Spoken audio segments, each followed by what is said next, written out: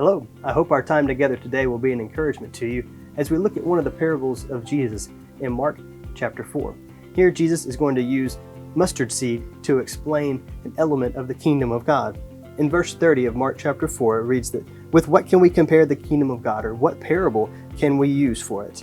It is like a grain of mustard seed, which, when sown on the ground, is the smallest of all seeds on the earth. Yet, when it is sown, it grows up and becomes larger than all the garden plants, and puts out large branches, so that the birds of the air can make nest in its shade." And then, just following this, it says, "With many such parables he spoke the word to them, as they were able to hear it."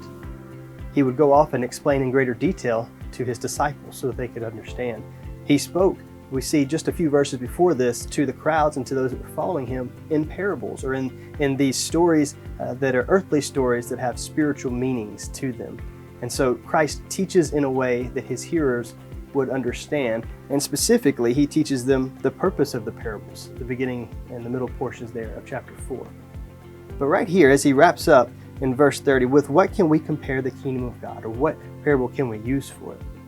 You see, the parable is something to point us to something that is greater, a spiritual truth behind an earthly fact or an earthly context. And so he uses the example of the mustard seed, which is the smallest of all the seeds. It's tiny. And the first appearance of a mustard seed is not that impressive. But when the seed is planted, when it's given water, the proper nutrients, when it's given the opportunity and the context to grow, it develops into a mighty tree. And not only a tree that provides shade, but a tree that provides home and sustenance for birds of the air. They can make their nests there and they can live peacefully. The beginning of the kingdom of God was not like anything that the followers of Christ would have expected. It didn't look or sound or feel like what they assumed the coming of the Messiah would look like. They were thinking perhaps there's going to be a new Caesar on the throne that is pro-Jewish, that will help them, that will be on their side, their team.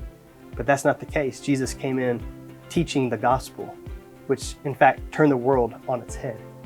And so this parable that Jesus uses to describe the kingdom of God, by essentially saying that appearances aren't always what they seem, especially at the beginning, is something that we can also be encouraged by today, that although your circumstances may not appear to be what you think it really is, if you're in a moment of distress or a valley in life, perhaps there's a preparation for something greater. Perhaps there is something beyond just this moment that you can't see the outcome.